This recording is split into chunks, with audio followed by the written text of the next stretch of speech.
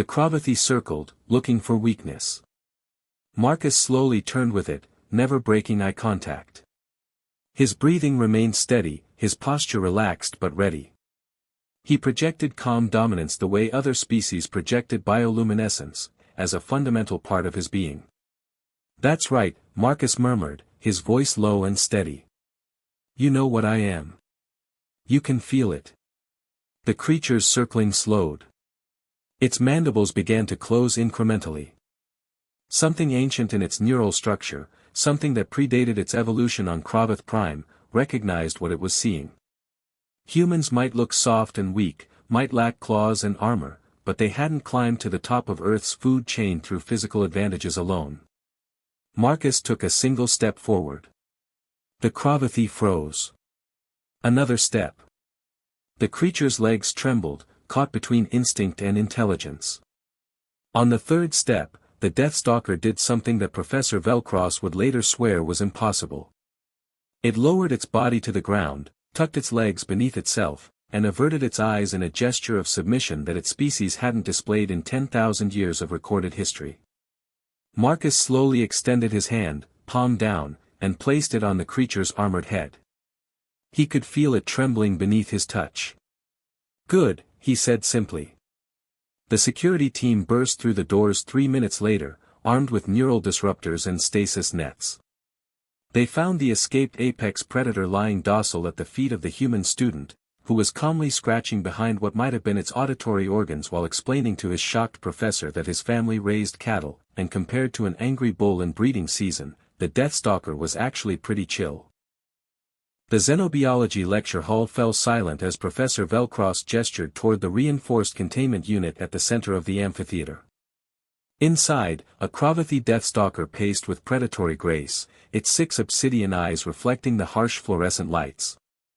The creature stood nearly 8 feet tall, covered in chitinous armor that had evolved over millions of years on one of the galaxy's most hostile worlds. "This specimen," Velcross announced to his class of mixed-species students, "represents the apex predator of Cravath Prime. Note the retractable talons, the neurotoxin glands, and most importantly, the instinctual aggression that makes them impossible to domesticate." In the third row, Marcus Webb sat slouched in his seat, his datapad displaying notes he'd stopped updating 10 minutes ago. The only human in the advanced xenobiology course, Marcus had grown accustomed to being the subject of curious glances from his classmates, a thrinoid with crystalline skin, several Valdari with their distinctive purple complexions, and a handful of insectoid cheetaks who communicated through clicking mandibles. The Cravathi, Professor Velcross continued, his tentacles writhing with enthusiasm, possess a neural structure that operates purely on predator-prey dynamics. There is no middle ground in their perception. You are either dominant or you are food. The Deathstalker suddenly lunged at the transparent barrier, causing several students to flinch. Marcus barely looked up.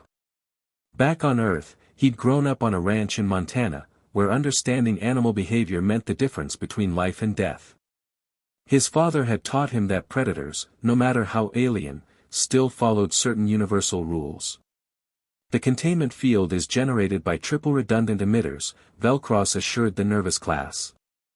"There is absolutely no chance of." A sharp electronic whine cut through his words. Sparks erupted from the primary emitter node. The backup systems kicked in for precisely 2.3 seconds before they too failed with a shower of electrical discharge. The containment barrier dissolved like morning fog. Chaos erupted instantly.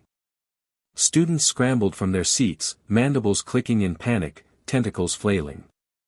The Cravathi emerged from its prison with a shriek that resonated in frequencies that made several species clutch their auditory organs in pain. Its 6 eyes swiveled independently, processing the buffet of potential prey before it. Professor Velcross backed toward the emergency exit, his skin flashing the pale green of pure terror. "Evacuate. Emergency Protocol 7. Everyone to the..." The Deathstalker's gaze locked onto a thrinoid student frozen in fear near the front row. It coiled, preparing to pounce. Marcus moved without thinking. He vaulted over the desk in front of him and landed in the aisle, placing himself directly between the predator and the student. Hey! Marcus's voice cracked like a whip through the panicked din. The Cravathie's attention snapped to him. 6 obsidian eyes fixed on this strange, bipedal creature that had just challenged it. The creature's mandibles spread wide, revealing rows of serrated teeth glistening with venom. It took a stalking step forward. Marcus stood his ground, feet planted shoulder-width apart. He made no aggressive movements, but he didn't retreat either. Instead, he did something that made every other species in the room question his sanity. He made direct, unblinking eye contact with all 6 of the predator's eyes simultaneously. On Earth, Marcus had stared down grizzly bears, territorial bulls, and once, a wounded mountain lion. He understood the language of dominance that transcended species and planets. It wasn't about aggression. It was about absolute confidence, the unshakable certainty that he belonged at the top of the food chain. The incident report filed by station security that day required 3 revisions before command would accept it. The video footage was reviewed by xenopsychology departments across 7 systems. Theories proliferated about human pheromones, subsonic vocalizations, or unknown telepathic abilities. Marcus knew better. He'd simply reminded the Cravathie of a truth that every predator in the universe eventually learned: no matter how perfect your claws, how deadly your venom, or how advanced your hunting instincts, there was always something higher on the food chain. And humans, those strange apes from Earth, had been apex predators for so long they'd forgotten how to be anything else.